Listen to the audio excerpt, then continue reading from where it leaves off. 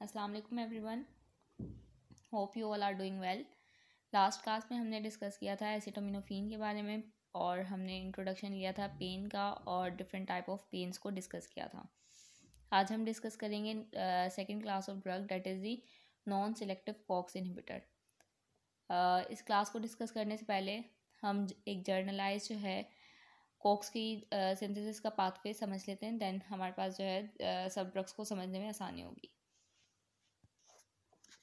जी हमारे पास हमारी जो मेम्ब्रेन फोस्फोलिपिड होता है, यानी कि सेल मेम्ब्रेन में जो फोस्फोलिपिड होता है वो आपके पास एरिकिडोनिक एसिड जो है वो प्रोड्यूस करता है।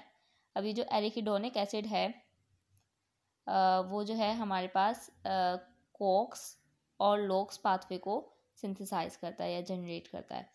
तो हमारे पास ये जो कॉक्स होता है date is the cyclooxygenase enzyme, जो कि फर्दर जो है प्रोस्टाग्लैंडिन, थ्रोम्बोक्सिन और प्रोस्टासाइक्लिन को जो है वो एक्टिवेट करता है या प्रोड्यूस करता है या सिंथेसाइज करता है। और फिर हमारे पास सेकंड जो पाथवे है डेट इज़ लॉक्स में जो है लिकोट्राइन्स और डिफरेंट जो है मीडिएटर्स बन रहे होते हैं। खैर हमारा जो कंसर्न है डेट इज़ दिस पाथवे। अगर हम नॉन सिलेक्टिव कॉक्स इनहिबिटर्स की बात करते हैं तो सबसे पहले हमारे पास आ जाते हैं सैलिसाइलेट। सैलिसाइलेट में जो मोस्ट कॉमन यूज़ होती है drug that is the aspirin. Aspirin जो है हमारे पास irreversible non selective COX inhibitor है। ये जो कॉक्स है ना हमारे पास ये बेसिकली हमारे पास 3 तरीके का होता है, कॉक्स 1, कॉक्स 2 और कॉक्स 3। साइक्लोऑक्सीजिनेज 1, साइक्लोऑक्सीजिनेज 2 और cyclooxygenase 3। Non selective COX inhibitor का मतलब है कि ये जो ड्रग्स हैं जो इस क्लास में फॉल करती हैं वो किसी भी कॉक्स के साथ जाके बाइंड हो जाती हैं, दे आर नॉन सिलेक्टिव। तो अगर हम एस्पिरिन की बात करें, एस्पिरिन किस तरीके की नॉन सिलेक्टिव कॉक्स इनहिबिटर है? इट इज़ इरिवर्सिबल, यानी कि अगर वो एक दफ़ा बाइंड हो गई तो उसका इफेक्ट जो है वो रिवर्सिबल नहीं होता। तो अगर हम इसके इंडिकेशंस की बात करें तो ये जो है हमारे पास एंटीपायरेटिक यानी कि फ़ीवर के केस में यूज़ होती है, एनाल्जेसिक पेन में यूज़ होती है, एंटी इन्फ्लामेटरी इन्फ्लामेशंस में यूज़ होती है, and it is also use as anti platelet. ये कोक्स के साथ बाइंड करके सिर्फ और सिर्फ प्रोस्टाग्लैंडिन पीजीज की सिंथेसिस को इनहिबिट नहीं कर रही, बल्कि ये जो है थ्रोम्बोक्सिन A2 की सिंथेसिस को भी इनहिबिट कर रही है, जो कि हमारे पास जो है प्लेटलेट एग्रीगेटर होता है। यूज़ होता है ये प्रोफाइलेक्सिस के तौर पे मायोकार्डियल इन्फाक्शन में, और इसके अलावा ये डिस्पोनेरिया यानी कि मेंस्ट्रुअल पेन और प्रीक्लिम्शिया में यूज़ हो रहा होता है। प्रीक्लिम्शिया हमारे पास एक ऐसी कॉम्प्लिकेशन है जो कि ड्यूरिंग प्रेगनेंसी जो है हो जाती है, जिसमें जो ब्लड प्रेशर है वो बहुत ज़्यादा हाई हो जाता है। एज अ रिज़ल्ट जो है वो ऑर्गन डैमेज वगैरह भी हो सकते हैं, जैसे कि किडनी और लिवर और ब्रेन जो है इस तरीके से वो जो है इतना हाई ब्लड प्रेशर हो जाता है कि वो ऑर्गन्स को भी अफेक्ट कर सकता है। अगर हम डिस्पोनेरिया की बात करें तो ये बेसिकली हमारे पास इस तरीके का मेंस्ट्रुअल साइकिल होता है जिसपे बहुत ज़्यादा पेन और क्रैम्प्स हो रहे होते हैं। और इसके अलावा अगर हम बात करते हैं तो एस्पिरिन और इंडोमिथासिन ये दोनों जो है हमारे पास यूज़ होती हैं for the closure of ductus arteriosus in children with the PDA that is the patent ductus arteriosus. Patent ductus arteriosus हमारे पास एक जो है कंजेंशियल हार्ट डिफेक्ट है, जो कि हमारे पास तब हो जाता है जब ये जो डक्टस आर्टरियोसिस है ये बेसिकली हमारे पास एक ब्लड वेसल होती है जो कि पल्मोनरी आर्टरीज़ को आयोटा के साथ जो है वो कनेक्ट कर रही होती है। ये जो आर्टरी है वो जो है आपके पास क्लोज नहीं हो पाती, तो एज अ रिज़ल्ट आपके पास जो कंडीशन आती है date is the patent ductus arteriosus.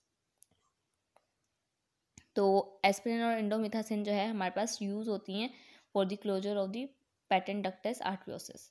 Mechanism of action की अगर हम बात करते हैं तो हमारे पास ये सेम वही बात आ गई, मेम्ब्रेन फोस्फोलिपिड से एरिकिडोनिक एसिड बन रहा है जो कि फर्दर जो है Cokes that is the cyclooxygenase enzyme की मदद से प्रोस्टाग्लैंडिन, थ्रोम्बोक्सिन और प्रोस्टासाइक्लिन बना रहा है। अब एस्पिरिन क्या करेगी, since it is non selective it can bind to the COX 1, COX 2 और कोक्स 3, तो ये यहाँ पे आके लग जाएगी और कोक्स की सिंथेसिस को इनहिबिट कर देगी। एज अ रिजल्ट आपके पास प्रोस्टाग्लैंडिन नहीं बनेंगे, थ्रोम्बोक्सिन नहीं बनेंगे और प्रोस्टासाइक्लिन भी नहीं बनेंगे। अब अगर हम इसकी कॉन्ट्राइंडिकेशंस की बात करें, so it is contraindicated in children less than 12 year. 12 साल से छोटे बच्चों में ये कॉन्ट्राइंडिकेटेड है क्योंकि वहाँ उनमें ये जो है रे सिंड्रोम कॉज कर सकती है। और अगर हम एंटीकोगुलेंट ड्रग्स ले रहे हैं जैसे कि हेपरिन ले रहे हैं, वारफरिन ले रहे हैं, तो उसके साथ जो है एस्पिरिन को प्रिकॉशंस के साथ लेना पड़ेगा। और कॉन्ट्राइंडिकेटेड इन गाउट के केस में ये कॉन्ट्राइंडिकेटेड होती है। गाउट हमारे पास एक ऐसी कंडीशन है जिसमें जो है आपके ब्लड में यूरिक एसिड का लेवल एलिवेट हो जाता है, और ये जो है कॉन्ट्राइंडिकेटेड है गाउट के केस में क्योंकि ये जो है आपके पास probenecid that is the anti gout drug उसके इफेक्ट को इनहिबिट कर देती है, इसलिए गाउट के केस में इट इज़ कॉन्ट्राइंडिकेटेड। सो जी अब हमें मैकेनिज्म ऑफ एक्शन समझ आ गया कि नॉन सेलेक्टिव कोक्स इनहिबिटर किस तरीके से काम कर रही हैं, इनका यूज़ क्या है।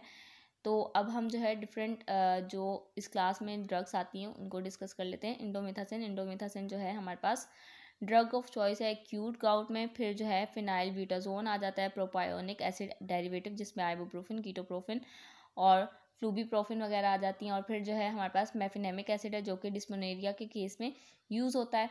और फिनेसिटीन जो हमारे पास जो है प्रो ड्रग है पैरासीटामोल की। इसके अलावा जो है हमारे पास नेप्रोक्सिन और ऑक्साप्रोसिन आ जाती हैं जो कि हमारे पास लॉन्ग एक्टिंग ड्रग हैं जो कि ल्यूकोसाइट की माइग्रेशन को ड्यूरिंग द इन्फ्लामेशन इनहिबिट कर रही होती हैं। और इसके अलावा अगर हम बात करते हैं हमारे पास कीटोरोलैक जो कि हमारे पास ऐसी एनसेड्स हैं, सिर्फ और सिर्फ ऐसी एनसेड हैं जो कि आईवी की फॉर्म में दी जाती हैं। कीटोरोलैक only are the only NSAIDs that are used in IV form and also used as eye drops। फिर हमारे पास पायरोक्सिकैम जो है बहुत ही इम्पोर्टेंट जो कि मार्केट में भी अवेलेबल होती है पार्टिक्स के नाम से, जिसका जेनरिक पायरोक्सिकैम बीटा साइक्लोडेक्स्ट्रिन है अवेलेबल होती है जो कि आपके पास इन्फ्लामेशन को जो है ट्रीट करने के लिए यूज़ होती है। इसके अलावा टेनोक्सिकैम है, ये दोनों जो हैं लॉन्ग एक्टिंग एनसेड हैं। और इसके अलावा एपाजोन हमारे पास आ जाती है। सो ये सब जो ड्रग्स थी ये नॉन सेलेक्टिव कोक्स इनहिबिटर्स थी। That's all for non selective COX inhibitor. See you in the next one. अल्लाह हाफिज़।